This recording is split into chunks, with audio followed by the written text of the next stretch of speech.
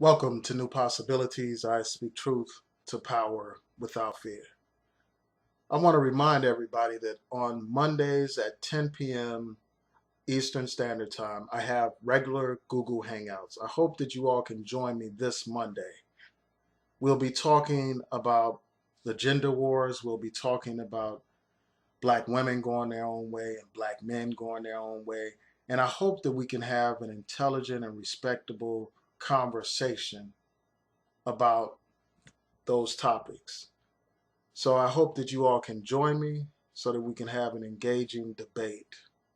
Also, I wanted to let you all know that tonight I will be posting a video response to O'Shea Duke Jackson on my other channel called I Declare War. I hope that you can join me there tonight. That video will be posted in probably a couple of hours, so check that out. But right now, I want to talk about something very serious. A very serious story out of North Carolina, out of Raleigh, North Carolina. Here you have another example of a young black man killed by a white vigilante, by one of these white race soldiers. So apparently there was a group of young African American men who had a house party. You know, they were hanging out. After the party, they left the house. And while they were leaving, they were talking to each other and having fun like most people do when they're leaving a party. So apparently, a white neighbor who lived across the street was disturbed by what he saw. He said that these young men were cursing and that they were racing up and down the street. He described them as hoodlums. That's how he described them. And he claimed that they were bearing firearms, and he basically painted them as being dangerous and as being a threat. And he talked about how he's a neighborhood watch person and how he's going to secure his neighborhood and his family and all that kind of stuff from these hoodlums. And he described them as black and all this and that. So at one point, this white man by the name of Chad Copley goes to his garage, and out of his garage window, he talks to these young men. He tells them to leave from in front of his house. And then he claims that he saw firearms. He saw these young people bearing firearms. So at that point, he says that he fired a warning shot. And he fired the shot from the window of his garage. And these people that he was firing warning shots at, quote unquote, warning shots at, they were all the way across the street. They were nowhere near his house. They weren't in front of his house. They weren't on his doorstep or anything. They weren't trying to get into his house. They weren't posing any kind of threat to this man. But yet he felt the need to fire a quote unquote warning shot. And that warning shot hit a young 20-year-old black man named Kouren Bernard Thomas. Hit him. So he falls down and he's injured, and eventually he's taken to a hospital where he passes away. And if you listen to the 911 calls, you'll see that the people that were there said this young man was doing nothing, that he didn't pose any kind of threat, that he wasn't trying to do anything to anybody. But yet you had this man, this white man, shoot this young brother, kill this young brother, snuff out his life. Here he is, a young person, another young person in their 20s, killed by another one of these race soldiers.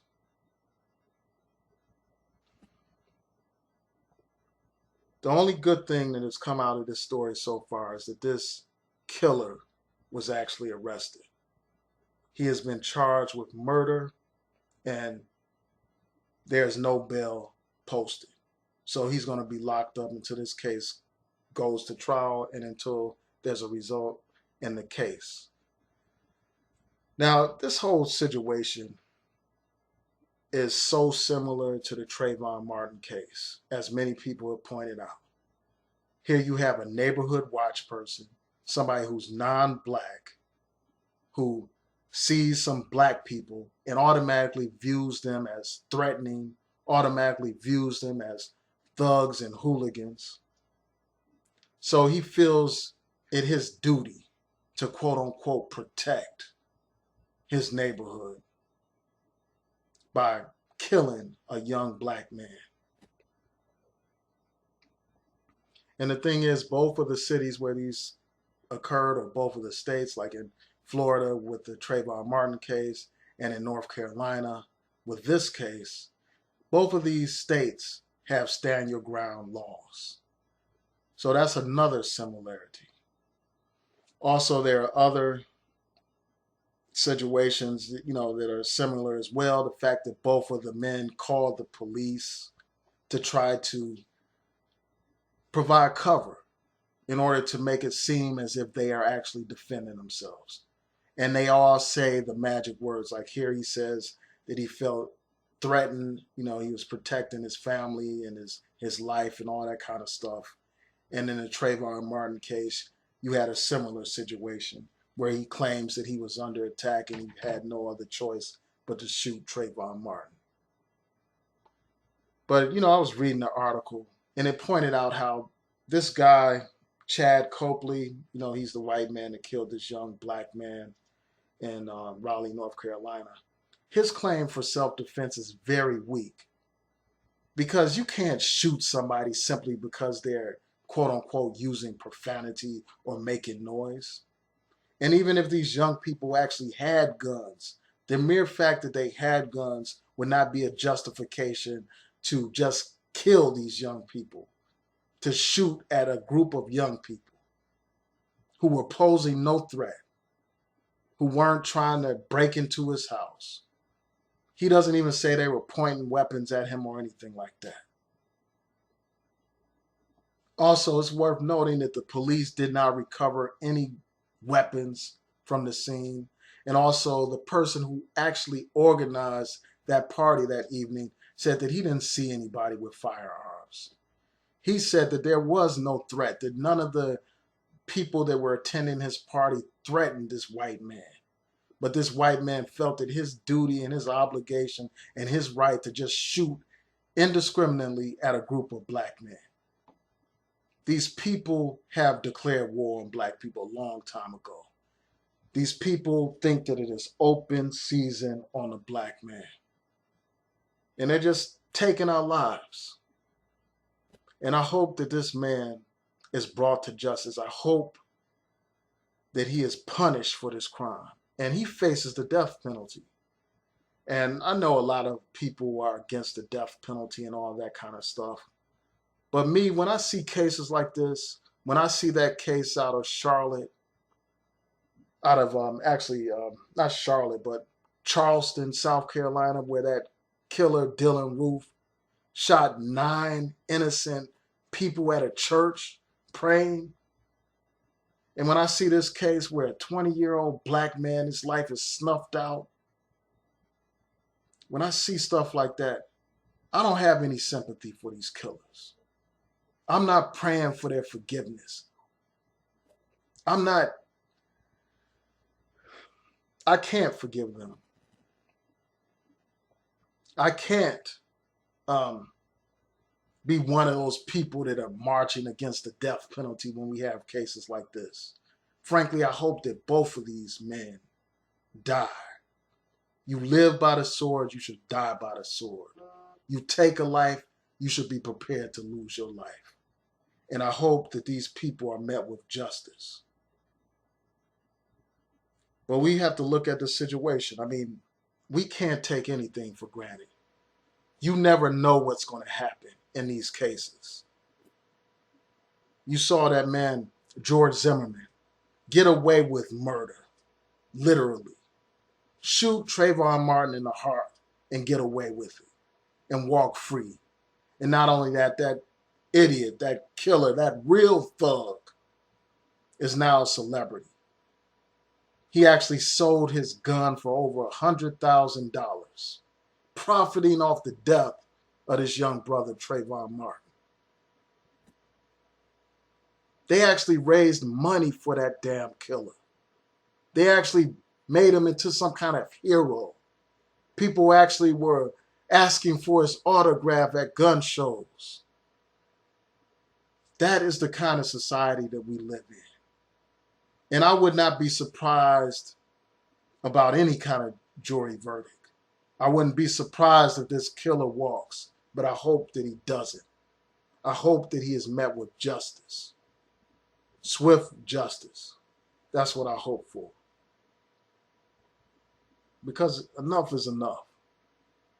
And in North Carolina, they have a large percentage of African Americans, so I hope that a lot of African Americans are able to join the jury for this case. I hope that they're not taken out or struck from the jury panel. And, that just reminds me of another point. It is very important that we take jury duty seriously. We don't know what kind of cases we're going to be called to be a part of. So when we receive a summons to appear for a jury trial, appear for it. You can make a difference in these types of cases. You could be one of the people that hold out for justice in these cases. Because when we don't show up for jury duty, our lives are literally put in the hands of other people. And often those other people are white people. So I just hope that there's a just verdict here. I really do. The days of these people being able to kill black people with impunity, those days have got to stop. These people, in the name of self-defense, they are doing nothing but hunting our people and killing our people. This case reminds me of the Jordan Davis case, where that young brother was just in the car playing some music, and that white man felt that it was his right to tell him to turn down the music, and because he wouldn't turn down the music, that white man felt that he had the right to take that brother's life. And that's what we have here, another white man that's entitled, that feels like he is entitled to take a black life simply because people were making too much noise, or simply because some people were cursing, according to him. People cursing is obviously not a justification for killing somebody. This case also reminds me of the Renisha McBride case, where the young sister was in a car accident and she went to a home seeking assistance, seeking help. But instead of receiving help, she received a bullet to the head. That's the kind of world we live in. In that case, the killer was convicted of murder, if I'm not mistaken. And I hope that that's the case here. Because we can't have another situation where you have one of these killers walk free and become a damn celebrity. We can't have that kind of situation. This man needs to be prosecuted to the full extent of the law. So tell me what you think about this situation. Please rate, comment, and subscribe. Peace.